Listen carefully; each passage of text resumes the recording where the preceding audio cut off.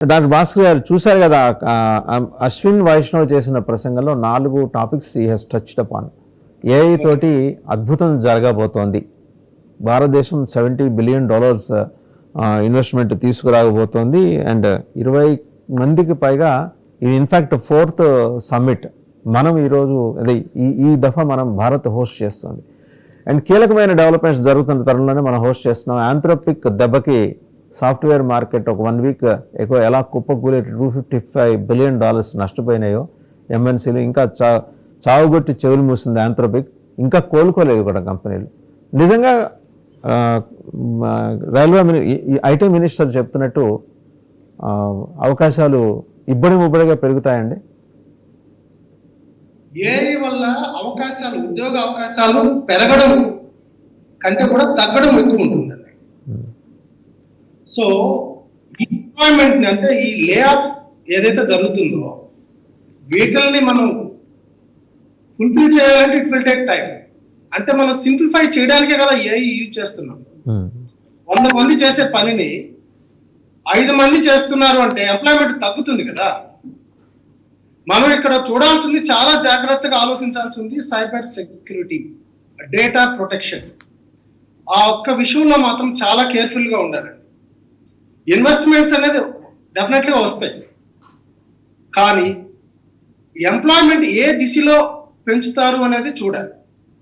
ఒక కోణంలో చూస్తే విలేజ్ లెవెల్ నుంచి urban and development, urban and rural development నుంచి కూడా మనం మాట్లాడుకుంటే ఆర్టిఫిషియల్ ఇంటెలిజెన్స్ ని గ్రామ లెవెల్ నుంచే కూడా డెవలప్ చేయొచ్చు. అప్పుడు ఆ విధంగా చూస్తే మాత్రం ఎంప్లాయ్మెంట్ పెరుగుతుంది.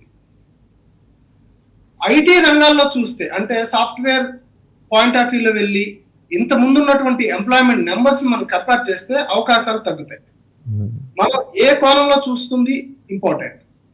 స్టేట్ లెవెల్లో తీసుకుంటే అర్బన్ అండ్ రూరల్ లెవెల్లో కానీ మనం ఇనిషియేట్ చేసి యువతని ముందుకు తీసుకొచ్చి దాని మీద ఒక అవగాహన క్రియేట్ చేయగలిగి ఏఐ స్కిల్ డెవలప్మెంట్స్ మనం ఇనిషియేట్ చేసి డే 1 నుంచి చేయడం, అంటే మనం ఎంత త్వరగా చేయగలిగితే, ఎంత త్వరగా మనం ప్రజల్లోకి తీసుకెళ్ళగలిగితే అంత సెక్యూర్డ్గా ఉంటాం, అంత అడ్వాన్స్డ్గా ఉంటాం.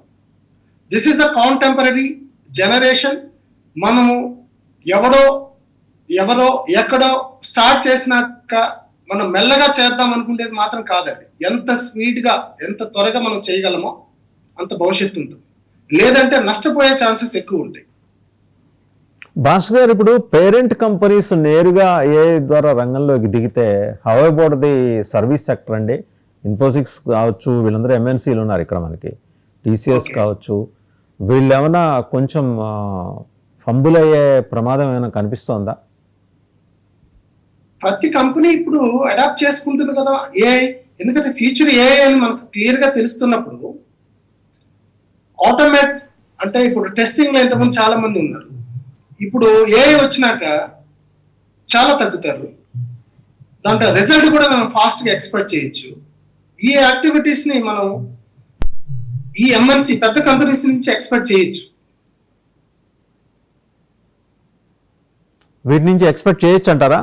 ఇన్ఫోసిస్ నుంచి, టీసీఎస్ నుంచి, అలాగే గూగుల్, ఎందుకంటే వాళ్ళు డైరెక్ట్గా డేటా సెంటర్స్ తోటి వచ్చేస్తున్నారు. ఎలాగూ మనం in fact we'll be the early birds అనుకుంటాను. ఆంధ్రప్రదేశ్ నుంచి మొదలు కాబోతుందా డేటా ఏఐ విప్లవం అని అనుకోవచ్చా? తప్పకుండా అండి. డేటా ఏఐ నుంచి, అంటే ఫర్ ఎగ్జాంపుల్ ఆంధ్రప్రదేశ్ నుంచి అవుతుంది అంటే డేటా హబ్ ఉంది. హబ్ వేరే, ఆపర్చునిటీ క్రియేట్ చేయడం వేరే. ఇప్పుడు హబ్ ఉంది, అది it will link to the everywhere, right? So మన ఏపీలో నుంచి డేటా సెంటర్ ఉంది, ఆ డేటా అనేది fetching and retrieving and submission అనేది ఎక్కడి నుంచి అయినా జరగవచ్చు. దానికి దీనికి లింక్ ఉండదండి. ఏ మన దగ్గరికి వస్తుంది అంటే దాన్ని మనం rural level, urban level, district లో ప్రతి ఒక్క డిస్ట్రిక్ట్ లో మనం ఏఐ స్కిల్ డెవలప్మెంట్ సెంటర్స్ ఎంత త్వరగా అయితే అంత త్వరగా ఇనిషియేట్ చేసి దాని గురించి అవగాహన క్రియేట్ చేయాలి. అంటే ఇప్పుడు ఆయన సజెస్ట్ చేస్తుంది కూడా, అశ్విని వైష్ణవ్ ఆయన ప్రసంగంలో సజెస్ట్ చేసింది కూడా ఏంటంటే ముందర సమాజం, పరిశ్రమలు, విద్యార్థులు దీనికి ట్యూన్ అవ్వాలంటున్నారు. సరే, దానికి ట్యూన్ అవటానికి సాధారణ ప్రజానికి కూడా ట్యూన్ అవ్వాలంటున్నారు. ట్యూన్ అవటానికి గల బేసిక్ ఇన్ఫ్రా అయితే క్రియేట్ చేయాలి కదా. ఎకో సిస్టమ్ కంపల్సరీగా ఉండాలి, ఇన్ఫ్రా ఉండాలి, బేసిక్ రేపు సమ్మిట్ తర్వాత ఏ నిర్ణయం తీసుకుంటుంది సెంట్రల్ గవర్నమెంట్ అనేది చూడాలి. డెఫినెట్లీగా సెంట్రల్ గవర్నమెంట్ ఐటీ సెక్టార్ లో మనం చాలా ముందున్నాం. కాకపోతే స్టేట్ లెవెల్లో దాన్ని ఎలా తీసుకెళ్తున్నాం, ఇప్పుడు ఉన్నటువంటి ఎకో సిస్టమ్ ఏంటి, ఆ ఫిజిబిలిటీస్ ఏంటి అనేది చూడాలి. దాన్ని మనం త్వరగా అక్కడ రేపు జరిగే సిచ్యువేషన్స్ మనం ఇన్ అడ్వాన్స్ దాన్ని కానీ మనం ప్లాట్ఫామ్ క్రియేట్ చేయగలిగితే మనం త్వరగా అవేర్నెస్ క్రియేట్ చేయొచ్చు. ఎడ్యుకేషన్ సిస్టమ్ లో చాలా అవసరం ఇది. ఏ వచ్చినాక ఇప్పుడు అన్ని మన లైబ్రరీకి వెళ్ళాల్సిన అవసరం లేదు. Everything you will get into AI అంటే as per the availability data. మనం అనుకున్నప్పుడు డేటా సెంటర్ ఇప్పుడు అవైలబిలిటీ మన వైజాగ్కే వస్తుంది.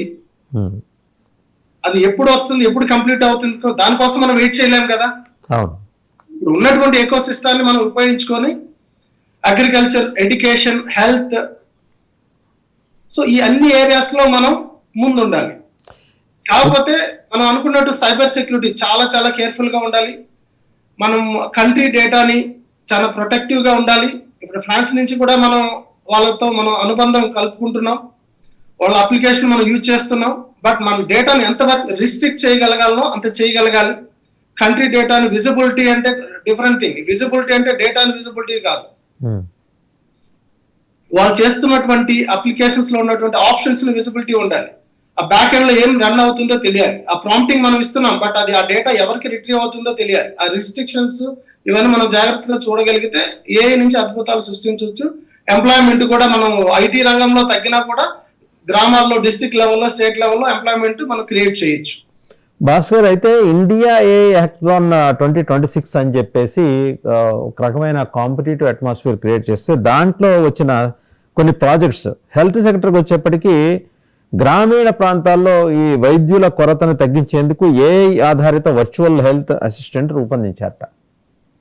ఓకే, వర్చువల్ హెల్త్ అసిస్టెంట్ మనం ఏదో అడుగుతాం, అది చెప్తుంది, but body constitution differs from person to person. Health complications ఏంటనేది అవేవి యూనిఫామ్గా ఒకే రకంగా అందరికీ ఉండవు కదండి. బీపీ కావచ్చు, డయాబెటీస్ కావచ్చు, వేరియస్ అదర్ డిజార్డర్స్, నేను వాటిని డిసీజెస్ అన్ను డిజార్డర్స్, వీటిని వర్చువల్ హెల్త్ అసిస్టెంట్ ఎలా అడ్రస్ చేస్తుంది? అంటే ఒక డాక్టర్ దగ్గరికి వెళ్ళినప్పుడు ఉండే ఇంటరాక్షన్ ఒక వర్చువల్ హెల్త్ అసిస్టెంట్ తోటి ఎలా ఉండబోతుంది? Machine is a machine at the end of the day, అవునా కదా? Definitely machine is always machine. మన హ్యూమన్ టచ్, హ్యూమన్ అక్కడికి వెళ్ళినాక మీరు బీపీ టెస్ట్ చేయడం వేరే, మనం ఇక్కడ ఉన్నటువంటి మొబైల్ మీదో లేకపోతే ఇంకొక యాప్ మీదో, app in the sense application మీదో మనం డిపెండ్ అవుతున్నాము. అది ఎగ్జాక్ట్లీ రిజల్ట్ ఇస్తుంది అనేది ఎవరు వెరిఫై చేయాలి? డాక్టరే చేయాలి అల్టిమేట్ గా. మనమే డాక్టర్స్ అనుకొని అప్లికేషన్ యూజ్ చేసుకుని దాని నుంచి వచ్చిన టెంపరేచర్ లో, దాని నుంచి వచ్చినట్టు మెడిటేషన్ లో తీసుకుంటే చాలా ప్రమాదాలు జరిగే ఛాన్సెస్ కూడా ఉన్నాయి. మనం అలాంటి హెల్త్ రిలేటెడ్ యాక్టివిటీస్ లో ఇంకా మనం అంత అడ్వాన్స్ వెళ్ళలేదు. బట్ ఉన్న అప్లికేషన్ మనం సింప్లిఫై చేయడానికి ఉపయోగించుకోవాలంతే తప్ప దాన్ని బేస్ చేసుకుని మనం ట్రీట్మెంట్ కి వెళ్ళాలనడం కరెక్ట్ కాదు. It's not at all advisable at current situation. Maybe future they can implement. ఇంకొకటి అగ్రికల్చర్కి వచ్చేప్పటికంటే ఒక టీమ్ ఆఫ్ ఏ ఎక్స్పర్ట్స్ ఇందులో ఎంటర్‌ప్రెన్యూర్స్ ఏంటంటే ఒక అగ్రి అడ్వైజరీ సిస్టమ్ రూపొందించారు. ఇదైతే కొంచెం అప్రిషియబుల్గానే ఉంది. పంటల పరిస్థితి గురించి, అలాగే వాతావరణ మార్పులు, ఇంకా మార్కెట్ ధరల మీద ముందస్తు సమాచారం ఈ ఏఐ ఆధారిత అగ్రి అడ్వైజరీ సిస్టమ్ ద్వారా తెలుసుకోవచ్చు. This is appreciable. అండ్ ఎక్కడో రిమోట్లో ఒక విలేజ్లో ఉన్న రైతుకి ఇలా దీని ద్వారా సమాచారం తెలిసిందంటే తనని తాను అప్డేట్ చేసుకోవడానికి, అప్రమత్తం కావడానికి ఇది ఉపయోగపడుతుంది అనుకోవచ్చు. ఏమంటారు? తప్పకుండా అండి. ఇప్పుడు మనం to avoid the middle layer, ఇంతకుముందు దళారీ వ్యవస్థ ఉండింది. ఆ దళారీ వ్యవస్థ ఏదైతే ప్రైస్ చెప్తున్నారో ఆ ప్రైస్ కి మనం ఇస్తున్నాం. ఏఐ ఇంప్లిమెంట్ అయిన తర్వాత you can talk to the direct end user. ఎవరైతే రిక్వైర్మెంట్ ఉందో, ఎవరికైతే ఉందో, ఈ రైతు నుంచి డైరెక్ట్ గా మనం అప్లికేషన్ ద్వారా మనం వాళ్ళకి రీచ్ అవ్వచ్చు. కాస్ట్ ఎఫెక్ట్ అనేది ఇక్కడ మన రైతుకి ఉపయోగపడుతుంది కదా. సో ఇన్ఫర్మేషన్ కూడా దేనికి డిమాండ్ ఉంది, దేనికి డిమాండ్ లేదు, సో ఏంటి అనేది మనం డైరెక్ట్ గా త్రూ ఏఐ కనెక్ట్ అవ్వచ్చు. డెఫినెట్లీ ఆ ఏరియాస్ లో మనం 100% ఇది ప్రామిసింగ్ గా అనిపిస్తుంది అండి. ఇన్ఫాక్ట్ అగ్రికల్చర్ వర్చువల్ అసిస్టెంట్, అదే హెల్త్ వర్చువల్ అసిస్టెంట్ కన్నా కూడా agriculture related agri advisory system అనేది అప్రిషియబుల్ గా ఉంది. At the same time education సెక్టర్కి సంబంధించి కూడా ఏంటంటే ఒక లెర్నింగ్ ప్లాట్ఫామ్ ఒకటి క్రియేట్ చేశారట. అయితే ఇవన్నీ కూడా అశ్విన్ వైష్ణవ్ గారు ఎక్స్ప్లెయిన్ చేశారు. వాళ్ళకి వచ్చిన హ్యాకథాన్లో వాళ్ళు ఐడెంటిఫై చేసి కొందరికైతే ప్రైజెస్ కూడా ఇచ్చారు. వాళ్ళు అందించింది ఏంటంటే స్టూడెంట్స్ యొక్క పర్సనల్ లెర్నింగ్ స్కిల్స్ ఎలా ఉన్నాయి, వాళ్ళు ఎంతవరకు ఎసిమ్యులేట్ చేసుకోగలరు, దేన్ని ఎసిమ్యులేట్ చేసుకోగలరు, ఏ పర్టికులర్. ఇప్పుడు కొందరు ఉన్నారు కొన్ని లాంగ్వేజెస్ లెర్నింగ్ సమయంలో వాళ్ళు నిద్రపోతుంటారు, ఎందుకంటే ఇంటర్నల్గా వాళ్ళకున్న బాడీ కాన్స్టిట్యూషన్లో ఆ లాంగ్వేజ్ని గుర్తించి అంగీకరించడానికి కొన్ని హార్మోన్స్ ఒప్పుకోవంట. సైంటిఫిక్గా ఇవన్నీ అధ్యయనాలు తేలిన అసలు అది రాగానే కూడా వీళ్ళు స్లీపింగ్ మోడ్లోకి వెళ్ళిపోతారు. అందువల్ల అలాంటివి గమనించడానికి ప్రత్యేకంగా ఒక టూల్, లెర్నింగ్ ప్లాట్ఫామ్ ఇది ఇప్పుడు ఎక్కువగా రూరల్ ఏరియాస్ నుంచి వచ్చే స్టూడెంట్స్ కోసం. ఎందుకంటే పాపం అన్ని వసతులు సౌకర్యాలు ఆ ప్రాంతాల్లో అందరికీ అందుబాటులో ఉండకపోవచ్చు కదా. డిప్రైవ్డ్ సెక్షన్స్లో ఉన్న పిల్లల్లో ఉన్న లెర్నింగ్ స్కిల్స్, లేకపోతే హిడెన్గా వాళ్ళలో ఉన్న టాలెంట్ని ఐడెంటిఫై చేయడం కోసం ఈ లెర్నింగ్ ప్లాట్ఫామ్ రూపొందించారు. ఇది కూడా ప్రామిసింగ్ గానే కనిపిస్తుంది భాస్కర్ గారు. ప్రామిసింగ్ గానే ఉంది, కాకపోతే ఇక్కడ మనం ఎడ్యుకేషన్ అండ్ ఆగ్రో ఈ రెండు ప్రామిసింగ్ గానే ఉంది. సో ఎక్సెప్ట్ హెల్త్ కూడా సర్టన్ ఏరియాలో మనం ఇచ్చేయచ్చు, కాకపోతే ప్రతి సామాన్యుడికి అందుబాటులో ఉండగలగాలి. ఇప్పుడు ఎంతమంది దగ్గర ట్యాబ్స్ ఉన్నాయి, ఎంతమంది దీన్ని ఆపరేట్ చేయగలరు, ఎంతమంది దీన్ని యూటిలైజ్ చేసుకోగలరు ఈ సర్వీసెస్ ని.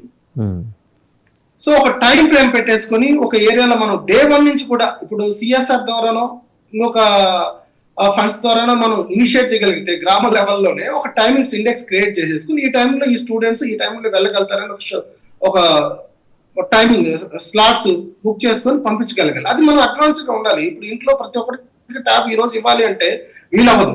దాన్ని ఎలా తీసుకెళ్తారు అనేది కూడా ఛాలెంజ్. సో ఇంకొకటి అండి, ఇప్పుడు మొన్న EU ప్రెసిడెంట్ వచ్చేలారు, ఉర్సులా వచ్చేలారు. We have arrived into an understanding, trade agreement వాళ్ళతో అయింది, యూరోపియన్ యూనియన్ తోటి అయింది. And at the same time చాలా పవర్ఫుల్ నేషన్ EUలో ఫ్రాన్స్ నుంచి అధ్యక్షుడు ఇమాన్యుయల్ మ్యాక్రాన్ వస్తున్నారు. ఆయన కూడా చాలా చార్మింగ్ పర్సనాలిటీ అండ్ ప్రామిసింగ్ డీల్స్ని మాత్రమే ఆయన అంగీకరిస్తారు. అంటే డెఫినెట్గా ఇవి హ్యాపీన్ అవుతాయి అనుకున్నప్పుడే దాని మీద ఆసక్తి చూపిస్తారు. అండ్ అలాగే ఆయన హీ హెస్ ప్రూవ్డ్ హిమ్సెల్ఫ్. మన దావోస్లో కూడా ఆయన తనేంటో ట్రంప్కే చుక్కలు చూపించాడు. అలాంటి ఒక పర్సనాలిటీ మనల్ని విజిట్ చేస్తున్నప్పుడు, భారత్ విజిట్ చేస్తున్నప్పుడు, సో ఆయనకు కొన్ని ఎక్స్పెక్టేషన్స్ ఉంటాయి డెలివరబుల్స్కి సంబంధించి. మనం ఆ స్థాయిలో ఉన్నామా, దానికి తగ్గ ఎక్సర్సైజ్ ముందర క్యారీ అవుట్ చేసుకోగలిగామా? అఫ్ కోర్స్ మనం ఆ పాయింట్ ఆఫ్ వ్యూలో నో డౌట్ అండి, we're into one stage only. So కాకపోతే మనం మాట్లాడుకున్న transparency and kind of security, cyber security point of వ్యూలో మనం ఆలోచించాలి తప్ప apart from that everything will be good, we're in the good stage. And ఎందుకంటే మనం ఇంకోటి గమనించాల్సింది, మనకి ఎలాగూ 114 రైఫల్ యుద్ధ విమానాలు కూడా వాళ్ళు ఒప్పుకున్నారు ఫ్రాన్స్. అందులో 18 డెలివరీకి సిద్ధంగా ఉన్నాయి. ఈ ఫార్మాలిటీస్ పూర్తయిన తర్వాత వచ్చేస్తాయి. సో మనకి వాళ్ళకి ఆ టెక్నాలజీ ట్రాన్స్ఫర్ మీద ఆల్రెడీ ఒక అండర్స్టాండింగ్ ఉంది. ఫర్దర్గా కూడా మనం ముందుకు వెళ్ళడానికి అవకాశం ఉంది. ఇవన్నీ పక్కన పెడితే ఈరోజు మన ముందున్న పెద్ద సవాళ్ళు మీరు చూశారు. ఒక వారం 10 రోజుల ముందర ఆంథ్రోపిక్ ఎలాంటి విధ్వంసం సృష్టించిందో, ఎలా కుప్పగొలిపోయినాయో.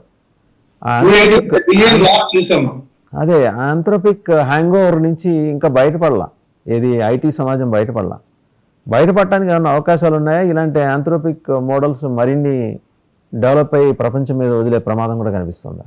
అంటే నేను ప్రమాదం అనేది మెజారిటీ ప్రజల పర్సెప్షన్ నుంచి మాట్లాడుతున్నానండి, టెక్నాలజీ పరంగా కాదు.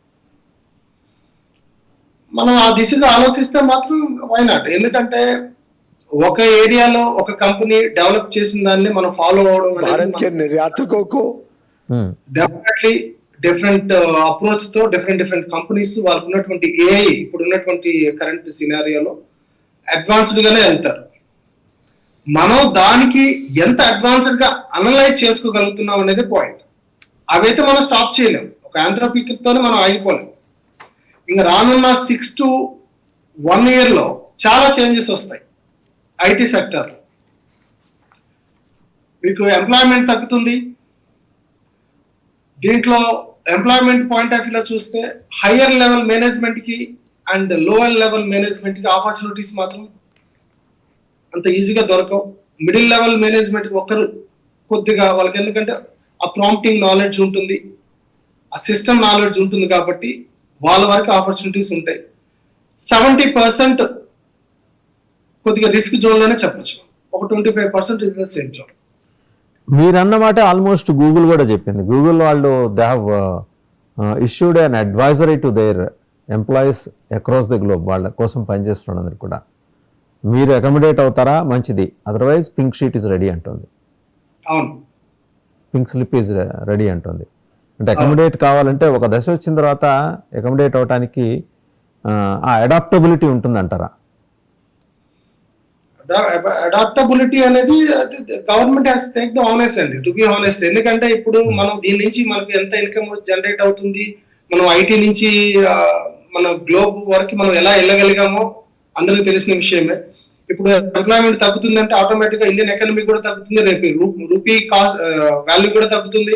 సో దాన్ని మనం ఓవర్కమ్ చేయాలనుకుంటే కొన్ని ఏరియాస్ లో మనం స్ట్రాంగ్ అవ్వాలి. ఇండియన్ బేస్డ్ సర్చ్ ఇంజన్స్ కానీ ఇండియన్ బేస్డ్ ఏఐ కానీ మనం యూజ్ చేసుకోవడానికి ట్రై చేయాలి. సో డిపెండెన్స్ తగ్గించాలి. సో చాలా జాగ్రత్తగా ఉండాలి. సైబర్ సెక్యూరిటీ నుంచి మనం చాలా ముప్పు ఉంటుంది. మన బ్యాంకింగ్ కావచ్చు, మన డేటా కావచ్చు, మన పర్సనల్ ఇన్ఫో కావచ్చు, ఇవన్నీ మనం చాలా ప్రొటెక్టివ్ గా ఉండాలి అంటే ఇండియన్ బేస్డ్ ఏఐని మనం యూజ్ చేయగలగాలి. వీళ్ళతో ఎటువంటి అగ్రిమెంట్స్ ఉన్నా కూడా సమ్ లిమిటేషన్స్ ఫాలో అవుతారని నేను బిలీవ్ చేస్తున్నాను. ఎందుకంటే ఇది కంట్రీ రిలేటెడ్ కాబట్టి మనల్ని ఎంత అయితే ఇన్కమ్ సోర్స్ లో చూపిస్తుందో అంతే నెగిటివ్ కూడా ఉంటుంది. సో మనం జాగ్రత్తగా ఉండాలి. ఏ ఎక్స్పర్ట్స్ తో దీన్ని అగ్రిమెంట్ చేసేటప్పుడు కావచ్చు, ఇవన్నీ మనం ఆలోచించి చేయాలి. కాకపోతే ఏ అనేది ఫీచర్ అనేది అందరికీ తెలుసు కాబట్టి అంత వీలైతే అంత మనం ఏ సెంటర్స్ ని పెట్టుకొని గవర్నమెంట్ లో ఇనిషియేట్ చేయాలి. మన ఇంకొక union minister sir Dharmendra Pradhan చెప్తున్నారు ఏంటంటే 3rd క్లాస్ నుంచే ఏ లెర్నింగ్ స్కిల్స్ కి సంబంధించిన పాఠ్యాంశాన్ని మేము జోడించబోతున్నాం అన్నారు ధర్మేంద్ర ప్రధాన్. ఓకే, వెల్కమ్ చేద్దాం, కానీ మన basic education system, conventional system నుంచి దూరం జరగటం కూడా అంత వెల్కమింగ్ డెవలప్మెంట్ కాదేమో అనే అనుమానాన్ని చాలా మంది వ్యక్తం చేస్తున్నారు. నేను గత 5 years నుంచి కొన్ని డిబేట్స్ లో అడ్వైజ్ చేస్తున్నాను. ఈవెన్ దో కొన్ని ఈవెంట్స్ నేను వెళ్ళినప్పుడు as e governance at AP and Telangana, నేను యూనివర్సిటీ మేనేజ్మెంట్ కూడా అడ్వైజర్ గా ఉన్నాను. డిజిటలైజేషన్ అనేది చాలా ఇంపార్టెంట్. ఇప్పుడు ఏదో ఏఐ వచ్చింది కదండి, ఇప్పుడు ఓవర్ ద నైట్ మనం 3rd క్లాస్ నుంచో 1st క్లాస్ నుంచో వాళ్ళ చేతికి ఇచ్చేసి మీరు నేర్చుకోండి అంటే వీలు అవ్వదండి. మనం profit, losses, rewards and risks ఇవన్నీ క్లాస్ 1 నుంచే పిల్లలకి మ్యాండేట్ చేయగలగాలి, సబ్జెక్ట్ మ్యాండేట్ చేయగలగాలి. షేర్ మార్కెట్ గురించి కానీ ఇంకొక పాయింట్ ఆఫ్ వ్యూలో కానీ కొన్ని కంట్రీస్ లో చూస్తే చిన్న పిల్లలకి 1st క్లాస్ నుంచి కూడా స్టార్ట్ చేశారు, మ్యాండేట్ చేశారు ఆ కోర్సెస్. మనం ఎందుకు చేయలేకపోతున్నాం అనేది మాత్రం అది $1 million క్వశ్చన్ గానే మిగిలిపోయింది. ఈ రోజు అంటే డూ యూ స్పెసిఫై అండి ఏ సబ్జెక్ట్ మీద వాళ్ళు అది మ్యాండేటరీ అని చేశారని అంటున్నారు? ఇప్పుడు సింగపూర్ ఉంది, కొన్ని కంట్రీస్ లో షేర్ మార్కెట్ లో ఎలా ఇన్వెస్ట్ చేయాలి, దానివల్ల రిస్క్స్ ఏంటి, రివార్డ్స్ ఏంటి, దాని మీద అవగాహన సదస్సు క్రియేట్ చేయడానికి ఇప్పుడు వరకు ఇండియాలో ఏ సబ్జెక్ట్స్ మ్యాండేట్ చేయలేదు. పిల్లలకి అవగాహన లేదు. మనం డే 1 నుంచి వాళ్ళకి తెలియాలి, తెలిసేలా చేయాలి.